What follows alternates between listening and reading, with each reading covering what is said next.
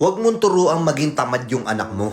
Kasi kawawa naman yung bata kapag nasanay siyang nakaasa sa ibang tao. Kapag nagkaanak ka at may isang desisyon ka sa buhay na akala mo okay yon na dapat pala hindi mo na lang tinuloy. Alam mo kung ano yon?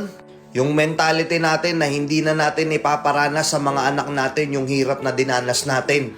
Lahat ng gusto niya ibibigay natin. Ayaw nating maranasan nila yung hirap. Yung hirap na pinagdaanan natin bago tayo nakarating sa kung nasan tayo ngayon. Magandang pakinggan, oo. Ayaw mong makaranas ng hirap yung anak mo. Pero mali yun. Tataka ka bakit ang daming lumalaking kabataan ngayon na pa-all kid? Tataka ka ang daming lumalaking kabataan ngayon puro kayabangan lang pero hindi alam kung paano gumawa o paano magsikap. Tataka ka ang daming lumalaking mga kabataan ngayon puro flex, puro yabang, nasanay na lang nang ini-spoiled sila. Pero pagalawin mo tamad utusan. Hindi gagalaw kapag hindi mo nabigay yung gusto. Kapag hindi mo naibigay yung gusto, masama yung loob sa'yo. Lumaki na lang na nakaasa sa magulang. Pakinggan nyo to. Alam ko masakit tong mga sasabihin ko pero sana maintindihan nyo. Alam ko naman bilang parents gusto nating ibigay lahat sa mga anak natin. Alam ko yon. Minsan na rin naramdaman ko yon na gusto ko ibigay lahat sa anak ko. Pero umpisa pa lang naisip ko na, paano pag nasanay na lang siyang umaasa sa akin? Paano pag dumating na siya sa punto ng buhay niya at kailangan niya nang humarap sa realidad, nagkaroon na rin siya ng sarili niyang pamilya pero hindi niya alam anong gagawin.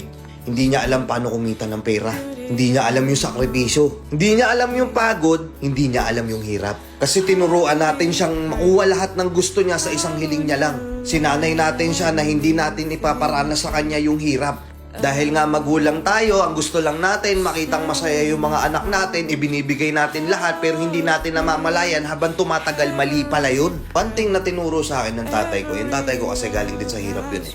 Isa to sa pinakamalaking lesson na natanggap ko sa magulang ko. Tatay ko galing sa hirap. Alam niya kung gaano kahirap kumita ng pera, lahat ng diskarte ginawa niya. Mula sa pagsasaka, pangingisda, pagtitinda ng kung ano-ano sa palengke, pagbabarker, magiging parking boy, lahat ng struggle naranasan niya. Hanggang sa naging okay yung buhay niya, gumanda yung buhay niya, yung pangarap niya, natupad niya, naging successful siya. Natatandaan ko, laging sinasabi sa akin ng tatay ko, kapag may isang bagay ka na gustong bilhin, pagsikapan mo. Paghirapan mo. Kasi doon mo maiintindihan yung totoong value ng pera eh. Hanggang sa nagkaanak ako, di ako lumapit sa magulang ko. Lumapit lang ako sa kanila one time yung talagang hindi ko na kaya. Sabi sa akin ng tatay ko, gusot mo yan. Lalaki ka, ikaw pumlansya niyan. Nung una, sama ng loob ko, sabi ko, grabe, hindi ko man lang malapitan. Pero dahil dun sa sinabi niya na yun, natuto akong gumalaw mag-isa. Lahat sinubukan ko. Kahit gaano kaliit yung butas ng karayong pinasok ko, as long as malinis at marangal yung trabahong pinapasok ko. Habang tumatagal nagiging okay yung buhay ko, doon na-realize ko, paano na lang siguro kung lahat ng hiniling ko sa magulang ko na ibibigay nila agad sa akin. Isang hiling ko lang bigay agad sila. Tapos nawala sila. Paano na lang ako kikilos mag-isa? Kung hindi ko naranasan kung gaano kahirap kumita ng pera, ano na lang mangyayari kung wala na akong malalapitan at masasandalan pa? 'Di ba? May kilala ka ba? Ang tanda na, nakasandal pa rin sa magulang nila? Nagkaanak na lang at lahat nakaasa pa rin sa magulang nila, takot magtrabaho. Nasanay silang naibibigay lahat ng gusto nila.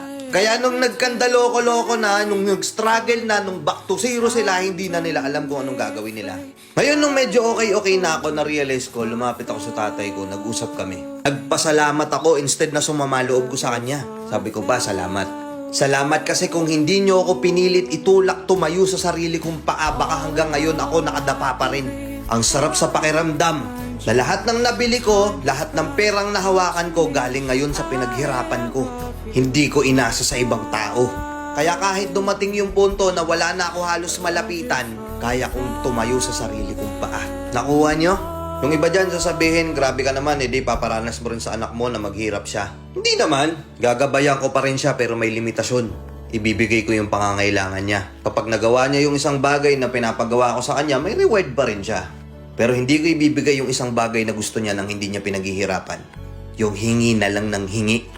Kasi hindi niya matututunang i-value yung isang bagay kung hindi niya pinaghirapan. Hindi niya papahalagahan yung isang bagay na binigay mo sa kanya kasi hindi niya alam kung ano yung hirap na pinagdaanan mo bago mo mabili o mabigay yung isang bagay na yun para sa kanya. Yung struggle at pagsubok sa buhay kasama yun, kailangan matutunan niya yun. Kasi kung hindi mo tinuturuan yung anak mong makaranas ng hirap, kung hindi mo tinuturuan makadaan sa pagsubok o makaahon sa hirap yung anak mo, isa lang tinuturo mo sa anak mo, tinuturuan mong maging tamad.